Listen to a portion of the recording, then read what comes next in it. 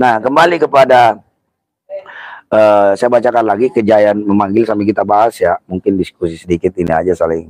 Saya ingin merespon aja dan sangat mengapresiasi lah adik-adik mahasiswa kita yang di UGM ya kan mulai bangkit lagi dalam pergerakan-pergerakannya karena selama rezim Jokowi berkuasa ini mahasiswa saya bisa dapat katakan pergerakan mahasiswa ini mati.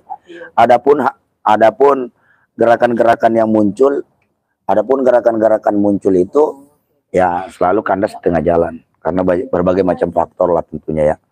Nah ini kita bahas lagi tadi kembali lagi pemerosotan poin satu ini yang paling ini karena mahasiswa ini sangat konsen di tentang isu-isu demokrasi dan hak asasi manusia ya. Nah, karena ini berkaitan antara demokrasi dan hak asasi manusia itu berkaitan satu sama dengan lain. Karena demokrasi ini dalam hal bagaimana mahasiswa melakukan diskusi-diskusi, kajian-kajian atau kritikan-kritikan. Karena mahasiswa siapapun rejim, taruh kata mau Ganjar yang jadi presiden, mau Anies yang jadi presiden, mau Prabowo jadi mereka tetap menjadi apalagi ini generasi-generasi yang kritis terhadap semua kebijakan. Itulah mahasiswa dan memang sudah demikianlah harusnya mahasiswa itu melakukan kritikan-kritikan secara terukur dan ilmiah tentu saja melakukan sebuah kajian-kajian diskusi-diskusi.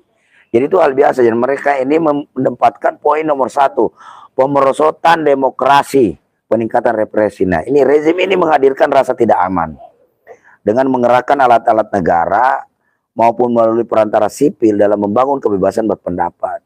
Maksudnya ya kadang-kadang pihak kepolisian, TNI itu digunakan untuk melakukan tekanan-tekanan terhadap apalagi ini orang-orang para aktivis, tokoh dan ulama bahkan. Ya kan waktu awal-awal rejim Jokowi berapa banyak aktivis yang diri, bahkan seorang Rocky Gerung dilaporkan. Ada yang laporkan, walaupun itu partai ya. Kemudian berapa banyak lagi kadernya kemarin yang projo-projo itu yang ngaku ini berapa kali membuat laporan-laporan selalu menggunakan apalagi ini tangan-tangan pihak aparat untuk bagaimana membungkam apalagi ini kritik-kritik kepada pemerintah baik di media sosial ataupun di setiap aksi-aksi yang terjadi, memberangus demonstrasi, mengabaikan hak untuk menentukan nasib sendiri dan menjauhkan partisipasi rakyat. Rakyat tidak pernah dilibatkan dalam mengambil kebijakan. Yang ada hanya sekelompok istana dan orang-orang para pendukungnya yang merekayasa membuat sebuah kebijakan sehingga hari ini kita rasakan Indonesia apalagi ini utang Indonesia sudah 8.000 triliun lebih. Pertumbuhan ekonomi stagnan yang angka 5%. Ya kan, upah buruh makin rendah. Nah, itu juga akan dikaji oleh Mas. Nah, itu yang poin pertama ya. Kemudian yang poin kedua, merawat nepotisme, menerabas konstitusi. Ini saya tahu, saya paham ini, agak paham saya ini. Dengan situasi terkini ya, bagaimana merawat nepotisme itu dan menerabas demi menjaga keberlanjutan proyek-proyek pembangunan para oligarki, aturan hukum dan lembaga kehakiman diobrak-abrik. Nah, ambisinya dalam melanggengkan kekuasaan, melahirkan satu dinasti politik berwajah anak muda tapi dengan pola oligarki lama. Ini kita bahas nih. Demi menjaga keberlanjutan proyek-proyek pembangunan para oligarki, banyak proyek-proyek food estate, proyek IKN, terutama IKN lah, yang tentu saja secara ini ya menurut saya sebuah perencanaan yang menurut saya super cepat dan analisanya masih rendah sekali. Tiba-tiba muncul begitu saja, entah siapa yang memberikan ide itu, apakah benar-benar dari Pak Jokowi sendiri atau ada pihak-pihak lain yang ini. Demi mempertahankan itu semua, aturan hukum dan lembaga kehakiman diobrak-abrik. Diobrak-abrik itu aturan hukum banyak sekali. Dalam hal ini contoh misalnya memunculkan undang-undang Omnibus Law, undang-undang IKN, undang-undang Omnibus Law kesehatan, undang-undang Omnibus Law keuangan, ya kan? Bagaimana merevisi undang-undang KPK. Itu semua untuk bagaimana mengawal agar orang ini bebas melakukan apalagi ini rencana-rencananya tanpa memperhatikan kepentingan-kepentingan rakyat. Dan lembaga kehakiman diobrak-abrik. Ya kan? Diobrak-abriknya apa? Contoh undang-undang Omnibus Law. Hakim yang menyatakan dissenting opinion, dalam hari ini hakim siapa lagi ini, kemarin saya lupa namanya itu, ya kan? Yang dia dissenting opinion merupakan katanya mewakili DPR. Dalam putusan Mahkamah Konstitusi sebelumnya menyatakan bahwa undang-undang Omnibus Law itu harusnya itu dikasih waktu 2 tahun untuk diperbaiki dengan melibatkan partisipasi publik yang lebih luas. Tapi yang terjadi adalah oleh rejim Jokowi malah anehnya ini pemirsa, malah hakimnya yang diganti. Coba. Yang baik diganti, Ya kan? yang jelek. Ya kan? Jadi kalau kita naik kendaraan, seperti ibarat kata kita naik kendaraan, ya kan, lampunya warna merah, dia maunya hijau, ya tiang listrik, tiang lampu merahnya yang dirubuhin gitu loh. Seperti itu analoginya pemirsa. Bayangkan padahal lampu merah, kuning, hijau itu bergerak secara otomatis. Sudah ada timernya dan dia tidak salah, hanya karena itu mengatur. Bayangkan kalau semua orang misalnya di sini lampu merah, depan kita lampu merah, sebelah kanan lampu hijau, kita maksain, ya pasti terjadi tabrakan lah. Ini yang terjadi, ya kan? Karena urusan kita anggaplah obrak-abrik hukum itu melanggar rambu-rambu yang sudah ditetapkan melalui konstitusi. Saena EDW, ya kan? Dan mentang presiden gunakan kaki tangan, mengunci semua orang-orang di parlemen dengan menyandra kasus-kasus mereka. Dan lucunya lagi, ya banyak juga oknum-oknum yang ada di partai politik, yang ada di DPR itu memang ya bermasalah. Terus menggunakan kaki tangan polisi, kejaksaan untuk bagaimana, dan KPK untuk melakukan penangkapan sesuai dengan kepentingan. Jadi bukan bermaksud untuk memberantas korupsi atau kejahatan-kejahatan lain, tetapi ini dilakukan hanya untuk mengamankan kebijakan. Dalam hal ini sebagai bentuk intimidasi dalam bentuk lain. Ini yang berbahaya sekali. Jadi kalau semua rambu-rambu dilanggar ya tabrakan, Pak. Ini memang Pak Jokowi ini. Kemudian ya kan, dan melahirkan satu dinasti politik berwajah anak muda tapi dengan pola oligarki lama. Ini yang dikritik oleh mahasiswa dengan kata anak muda, ya kan, dengan membawa-bawa urusannya Ali bin Abi Thalib juga masih muda, udah bisa jadi khalifah misalnya, ya kan, anak muda, banyaklah yang dicontoh-contohkan. Padahal nilai, lihat dulu orangnya. Masa mau disama-samakan dengan seperti itu? Tidak bisa. Jadi harusnya bisa membedakan yang beda dan menyamakan yang sama. Ini tidak. Dia menyamakan yang beda dan membedakan yang sama. Ini yang terjadi hari ini pemirsa. Dengan melanggengkan lahirnya dinasti politik itu berwarna muda, dengan terbuktinya sang paman itu melakukan pelanggaran kode etik berat di Mahkamah Konstitusi. Nah, ketika sudah diputuskan, ya persoalan mau dicopot Paman Usman akibat ingin meloloskan sang ponakan menjadi cawapres, karena kan seperti kita ketahui bahwa semua keputusan MK itu final and binding kan, ingkrah dan mengikat, tidak ada lagi final, ya kan? Jadi itu yang terjadi, sehingga ya walaupun pamannya udah dinyatakan pelanggaran kode etik berat, ya putusan sudah tetap harus dijalankan. Dalam hal ini KPU ya tinggal menjalankan saja putusan itu. Nah ini yang terjadi, akhirnya lolos ya. Siapapun yang merasa kecewa ya bahasa simpelnya dikembalikan lagi. Ya kalau rakyat tidak suka ya nggak usah pilih saya, bukan begitu solusinya. Tapi bagaimana perangkat-perangkat lembaga-lembaga yang untuk bagaimana menciptakan demokrasi ini berjalan sesuai mungkin, melakukan saringan lebih awal.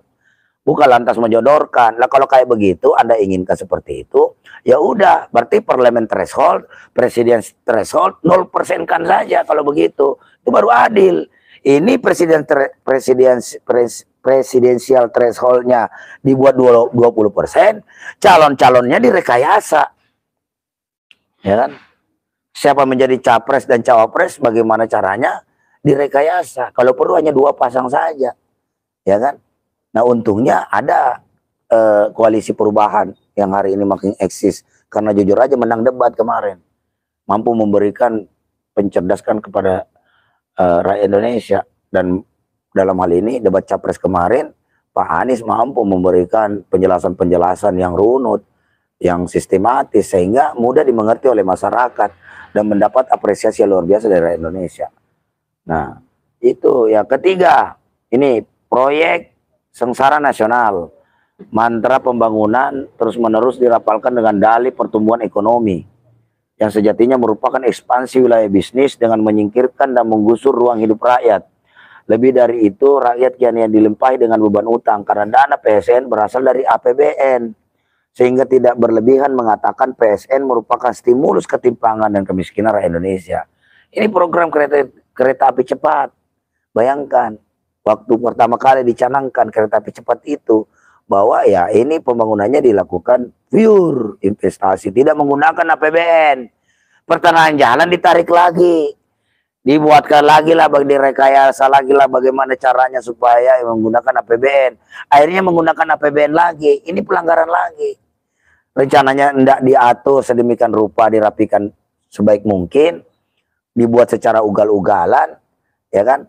Akhirnya memaksa dibebankan kepada APBN. Jika APBN ya menjadi beban masyarakat.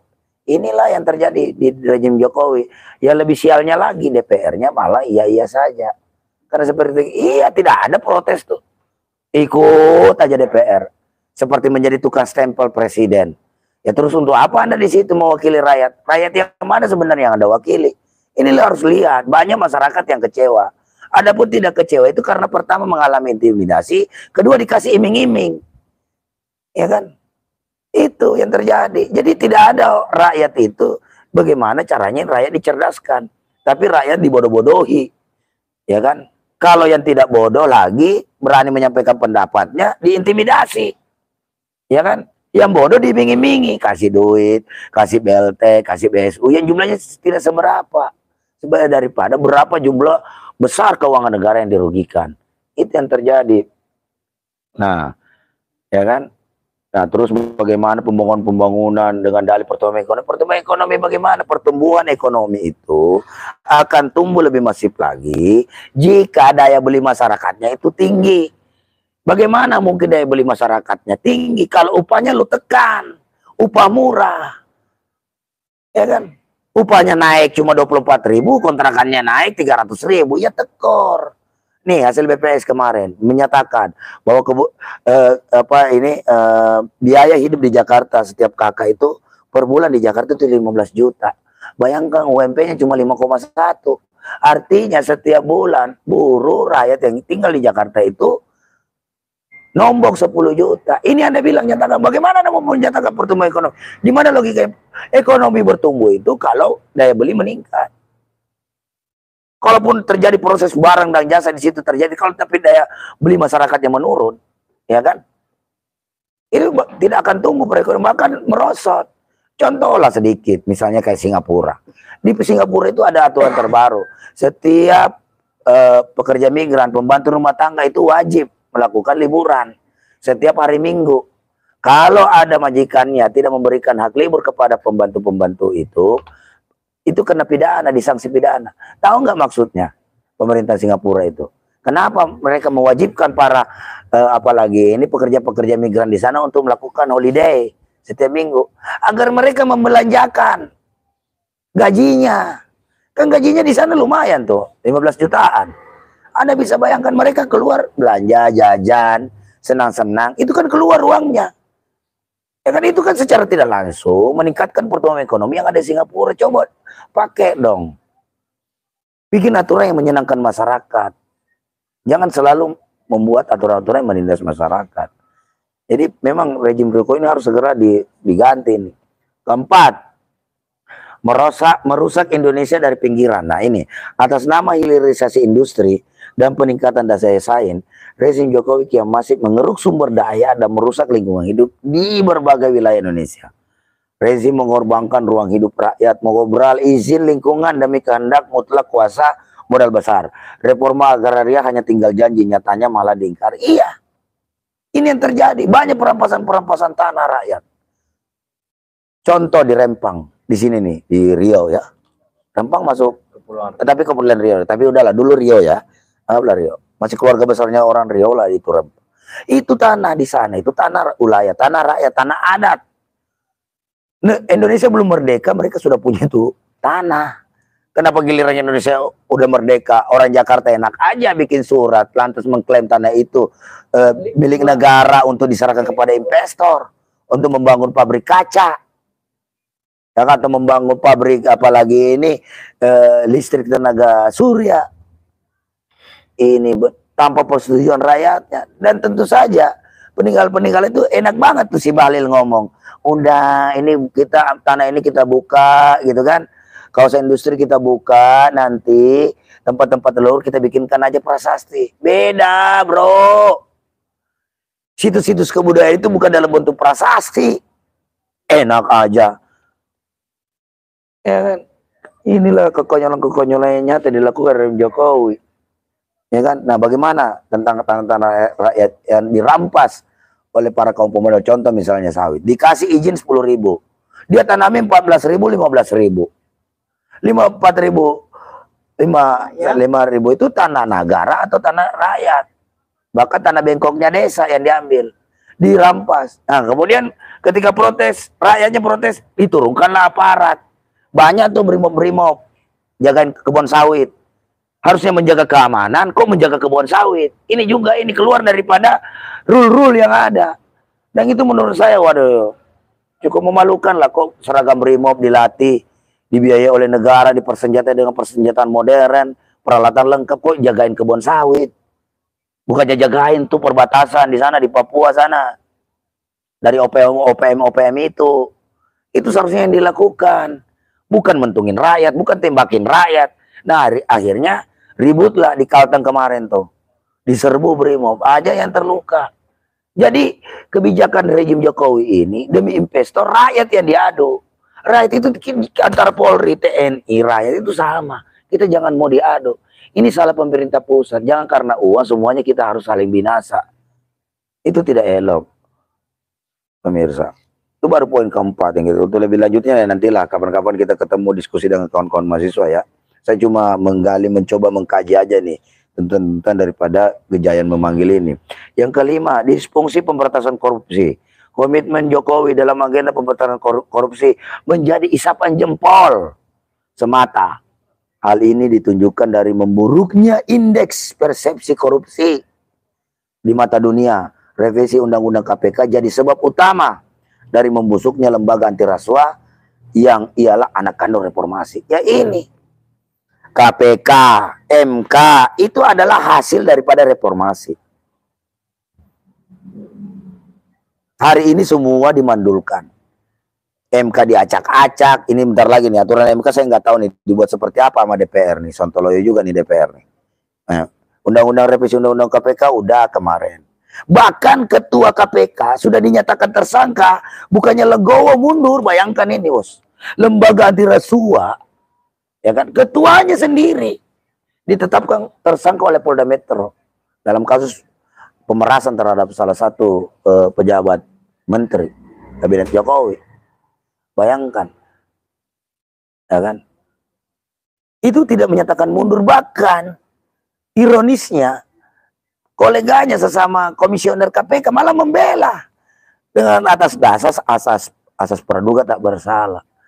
Secara moral, Anda ini lembaga anti rasuah. Kalau udah dituduh begitu, udah kelihatan fotonya kok main bulu tangkis sama-sama, ketemu dengan apalagi ini yang bermasalah. Kok masih aja cari retorika-retorika, narasi-narasi untuk melakukan pembelaan diri dengan asas praduga tak bersalah. Ini yang lu jaga, bukan dirinya Firly Bahuri, Firly. Tetapi institusi KPK-nya ini marwahnya yang harus dijaga. Karena bukan cuma komisioner yang 10 orang aja itu yang ada di situ itu, yang punya itu. Itu milik rakyat. Ini memang kesini nih. Dan ingat itu, makanya ketika korupsi itu merajalela, konstitusi diajak-acak, hukum penegakan hukum itu tumpul ke atas, tajam ke bawah. Ya kan? Makin ngawur, apalagi ini penegakan hukum di Indonesia saat ini. Akibat terlalu longgarnya, saya nggak tahu bagaimana Jokowi memimpin segitu hal tersebut terjadi. Nah ini memang harus dilawan ini, ada saya setuju ini dengan isu-isu ini. Nah, terus kemudian yang keenam, biaya pendidikan naik, rakyat tercekik. Nah, Jokowi kerap sesumbar tentang mimpi Indonesia Emas 2045.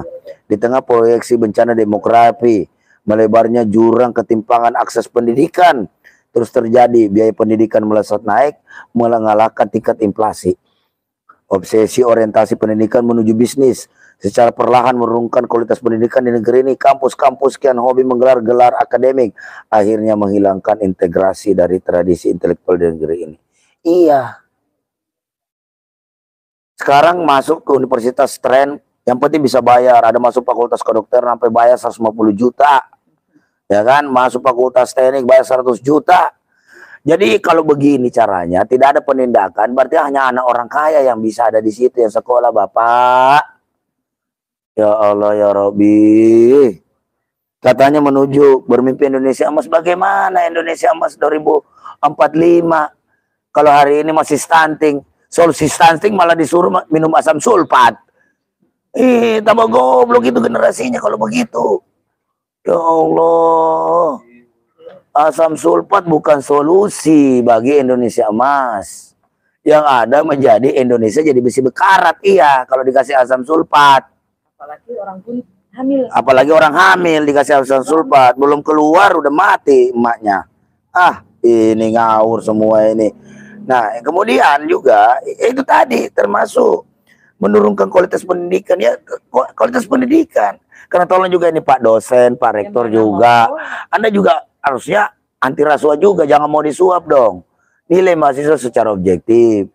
Ya kan? Ini malah waduh ikut-ikutan barangkali, bahkan ya juga banyak yang terjadi tuh yang mahasiswi-mahasiswi bernilainya bagus ngamar dengan dosennya. Ini bahaya juga itu. Staycation juga itu, ya kan?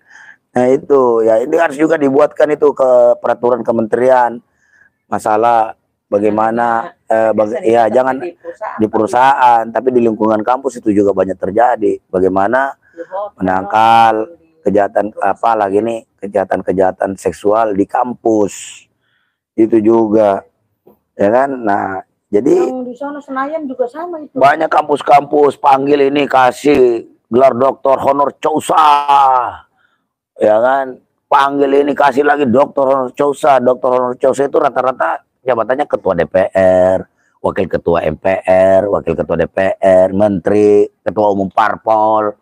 Aduh ya Allah ya Rabbi, kok rektor ini yang punya intelektual, kok Anda ini kok dijajah orang yang tidak punya intelektual. Anda itu kaum terhormat, yang di kampus itu terhormat, kaum-kaum intelektual yang mampu bisa berpikir jernih, berpikir jauh ke depan, bukan mundur ke belakang. Aduh Pak Rektor, sadarlah Pak Rektor. Pendidikan ini juga harusnya pemerintah itu melakukan subsidi agar anak-anak kita seluruh Indonesia ini dari Sabang sampai Merauke tanpa melihat strata kehidupan mereka bisa menikmati pendidikan mulai dari SD sampai perguruan tinggi. Itu yang seharusnya dijalankan. Ini kemudian yang ketujuh, kerja dikerjain nih ya. Ini senang ini kita ini, kerja tapi dikerjain, diterapkannya undang-undang cipta karya Nalo.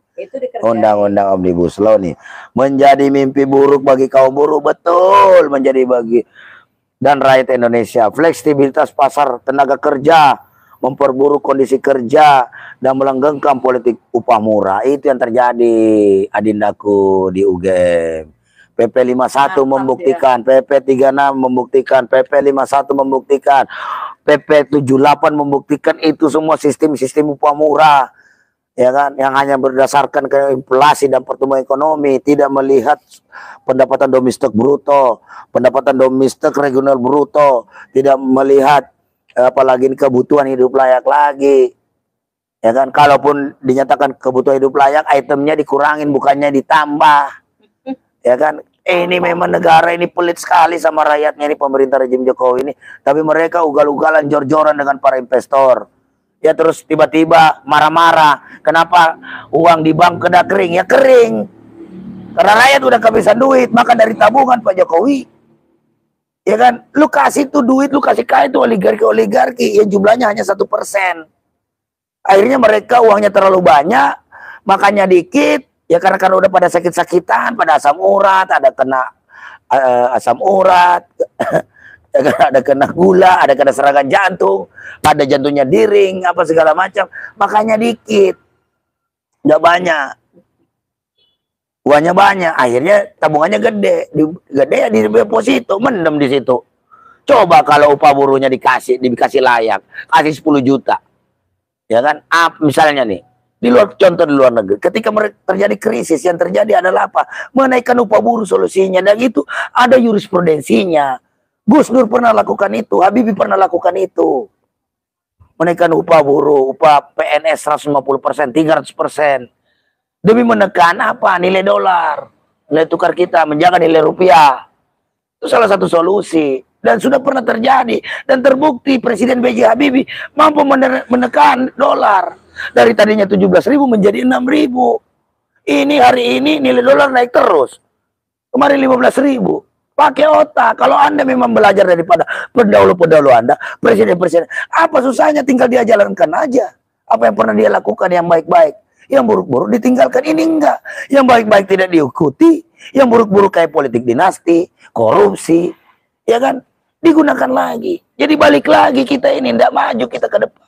Mundur ke belakang jadinya. Gara-gara rezim berkuasa 10 tahun ini. Ya kan, tambah lagi undang-undang Omnibus Law ini. Ya kan, yang memperburuk kondisi kerja. Tiap hari buruh demo gara-gara upahnya dinaikin cuma 24.000. Kalau dibagi 30 tidak sampai 1.000 rupiah. Lebih mahal biaya parkir, lebih mahal biaya toilet di Jakarta daripada kenaikan upah buruh. Apakah ini memanusiakan manusia? Ini membuktikan bahwa rejim Jokowi ini tidak memanusiakan rakyat Indonesia. Itu. Nah, kemudian di sisi lain pemodal besar dimanjakan dengan kemudahan izin usaha. Iya. Nih banyak nih. Banyak sekali itu tanah-tanah yang dikasih izin tapi tidak dikelola. Hanya diklaim aja oleh PT ini, PT itu, PT ini. Contoh di sini, PT Duta Palma. Lahan yang dikasih kata 100.000 hektar. Ya kan? Nah, yang dia kelola, dia tanami sawit hanya 50 hektar, 50.000 hektar. Sisanya dijadikan aja begitu. Tidak ini harusnya kalau berdasarkan aturan 2 tahun tidak digunakan, dikembalikan kepada rakyat. Jadi laksanakan dong tanah untuk rakyat, land reform. Tanah itu untuk rakyat, biarkan rakyat yang kelola itu juga nanti bekerja sama dengan perusahaan. Kebun-kebun sawit yang ada di Riau sini, hasilnya nanti dijual perusahaan. Ataukah dibantu, dibangunkan koperasi, dibuatkan pabrik pengolahan CPO, kilang CPO, biar dia jual sendiri. Kalau perlu aja gitu petani itu menciptakan minyak goreng sendiri, jangan cuma brand-brand besar aja yang bisa bikin minyak goreng. Gila, minyak goreng banyak, penghasil CPO terbesar. Di Jakarta udah harganya mahal, barangnya langka lagi didapat. Gimana mama nggak ngamuk? Rezim Sontoloyo. Ya kan? Nah, alih-alih terciptanya lapangan yang terjadi justru makin dalam ketimpangan menggiring negeri pada krisis yang kian ini yang terjadi hari ini. Buruh di mana-mana banyak menjadi korban PHK, ya kan? Buruh tidak jelas status kerjanya, kerja kontrak, akhirnya jadi mainan sebagian oknum-oknum manajer HRD untuk menjadikan penerimaan karyawan itu melakukan staycation. Jadi pekerja buruh perempuan kita harus menjual dirinya dulu, karena kemudian udahlah dieksploitasi dirinya, dieksploitasi lagi dirinya di lain-lain produksi. Coba sudah dia dipakai, kemudian dipakai lagi untuk memuaskan hasrat seksual para oknum-oknum HRD itu, kemudian diperas lagi tenaganya di lain-lain kerja. Ini kan secara tidak langsung ini kan prostitusi terselubung yang terjadi. Aduh, betapa parahnya negeri ini. Nah, kemudian food estate menyongsong katastrofi pangan. Program food estate mengarahkan rakyat pada jurang bencana ekologis dan krisis pangan berkelanjutan. Pola monokultur menghilangkan keanekaragaman hayati dan pemaksaan penyeragaman pangan merusak sumber pangan lokal. Ini juga nih food estate. Ratusan ribu hektar, bahkan jutaan hektar lahan di Singapura. Tadinya hutan, dibabat habis. Ya kan, kayu-kayunya diambil, dijual-jualin. Katanya mau bikin tuh, mau tanam singkong. Apa mana? Tidak ada, hanya menyisakan kerusakan lingkungan. Harusnya hutan-hutan itu menjadi paru-paru dunia. Kontribusi Indonesia dalam menyelamatkan iklim dunia. Oleh pemerintah rejim ini dihilangkan, dicuri kayunya, diambil kayunya. Tanahnya dibiarin aja. Adapun dibikin apa sawah-sawah buatan itu hanya untuk kamuflase aja, tidak seutuhnya, hanya menggambarkan bahwa itu ada pernah dilakukan tapi tidak dijalankan sebagaimana fungsinya semestinya. Buktinya hari ini kita masih impor beras, kita masih impor kedelai, kita banyak impor-impor, bahkan garam juga impor. bikin malu. Kemudian 9, menghancurkan bumi, melestarikan eksploitasi. Proyek-proyek pembangunan negara dan laku ekonomi ekstraktif dalam kebijakan rezim hari ini memperparah krisis sosioekologis yang terjadi. Terbukti dengan diakomodasinya berbagai solusi palsu, geotermal, nuklir, co-firing dalam label transisi energi, malah mendorong ekspansi lahan dan ekosida. Itu coba tuh. Nah, jadi ini saya baca ini ada 9 tuntutan. Maka dari itu kawan-kawan daripada BEM UGM, kawan-kawan mahasiswa yang ada di Yogyakarta, aliansi BEM mungkin ya ini ya, Gejayan memanggil bencana demografi darurat demokrasi. Waktu Sabtu 16 September 2023, tempat bundaran UGM. Long March pertigaan Gejayan. Nah ini kemudian Nawa Bencana Jokowi, pekerjaan pendidikan demokrasi. 16 ini beberapa hari yang lalu ya. Yang kita lihat di apalagi nih, saya lihat di sini ada dia punya baliho gede, itu luar biasa bagus juga sih. Kalau saya lihat ini dahsyat sekali ini. Ini saya lihat di grup. Ini. Nah isunya nih, berikan upah layak nasional bagi buruh formal maupun non formal. Tolak upah murah nih, bahasa wujudkan reforma agraria sejati. Cabut undang-undang cipta kerja, bebaskan Haris dan Fathia. Nah, ini nih paling menarik nih, ada kayak apa ya, semacam spanduk ya. Jogja kota pelajar. Tidak ada pendidikan murah, yang ada hanya upah murah. Betul, ada di mahasiswa, saya setuju. Jadi kawan-kawan ya, sebentar lagi juga kan ini kan kemarin tanggal 16 nih ya. Tanggal 16 mereka melakukan aksi, dan tentu saja disambut oleh kawan-kawan Jawa Barat melakukan aksi penghalauan upah di Jawa Barat, dan hari ini Banten juga sedang konsolidasi. Nah, mudah-mudahan adik-adik mahasiswa dan gerakan-gerakan progresif revolusioner lainnya, insya Allah kita akan bertemu dengan di satu titik. Dengan Aliansi Aksi Serikat Buruh tentu saja mengapresiasilah apa yang dilakukan oleh adik-adik mahasiswa ya, yang ada di Yogyakarta, yang terus melakukan perlawanan rakyat. Jangan di tengah hiruk pikuk suasana pemilu 2024 kalian tetap menjalankan. Kita juga demikian, tapi salah satu ikhtiar dan hasil kesepakatan aliansi bahwa kami mendukung misalnya pasangan Anies, itu hasil kesepakatan beberapa kawan-kawan yang ada di situ sebagai salah satu terobosan langkah kita juga, karena kami melihat gerakan-gerakan aksi yang kami bangun kemarin hanya maksimal menghimpun massa aksi sampai 500.000. Juga kemarin aksi aura-aura nampar-namparan itu ya berlangsung di Banten dan Jawa Barat juga ya, masih ke kotanya baru 1 hari. Sehingga salah satu ikhtiar kita melakukan dukungan kita, mudah-mudahan pasangan Anies Baswedan dan Muhaimin mau mendengarkan, mau merevisi total undang-undang Omnibus Law. Kalau direvisi total kan sama dengan dicabut sebenarnya. Ya, cuma beda teknik. Yang penting kan substansinya, bahwa pasal-pasal itu tidak lagi punya. Dan ingat, kita mengutip pernyataan dari Pak Anies Baswedan, ya kan, kalau dia memimpin maka akan menjamin kebebasan berpendapat di Indonesia. Tidak ada lagi intimidasi dalam menyampaikan pendapat dalam bentuk apapun. Wakanda no more, Indonesia forever. Demikian logika rakyat hari ini pemirsa, sampai bertemu lagi. Assalamualaikum warahmatullahi wabarakatuh.